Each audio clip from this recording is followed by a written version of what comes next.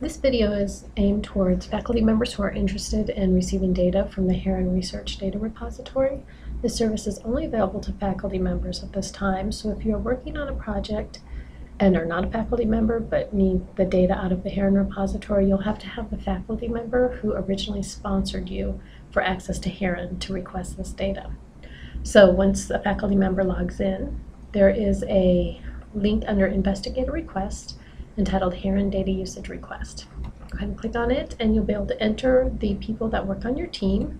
You can have up to 10 people added, and you can do partial name entry, or you can enter the whole name, it doesn't matter.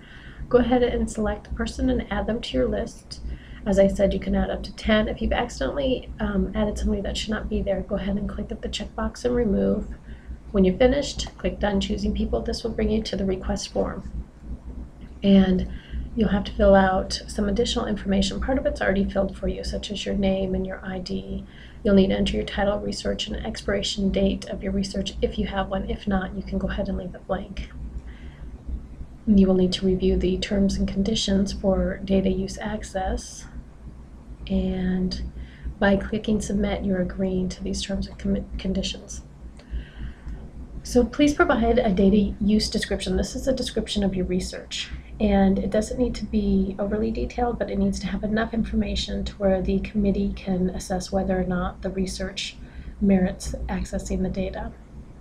Currently, when a data request comes through, we provide the de-identified data, which is all the data in HERON is de-identified. If you need more than the de-identified, if you need the actual identified data, including MRN numbers, you'll need to click Identify Data Yes, and at that point enter your HSC and IRB number. You will also need to attach your IRB protocol or copy of it. So your protocol needs to be obtained prior to a data request. If you've already performed a search in HERON and know the exact data that you're requiring, go ahead and enter that search name here. If you have not fulfilled your search or you haven't narrowed down that search completely, go ahead and leave that blank. When you do have a search that you would like the data returned on, go ahead and email it to heron-admin@kumc.edu. You can add supplemental documentation if you're interested. For each person that you added as your team, you will have to indicate whether or not they are in fact a KUMC employee. If not, you'll need to indicate their institution as well as their job title, so we can assess whether there's a conflict of interest between institutions. And when you're finished with that, go ahead and click Submit. And upon submission, it will go to a committee comprised of members from KU Hospital, KU Physicians Group, as well as KU Medical Center. And these people will review your request, and you should hear word within a week whether you've been approved or not. If not, they may request some additional documentation.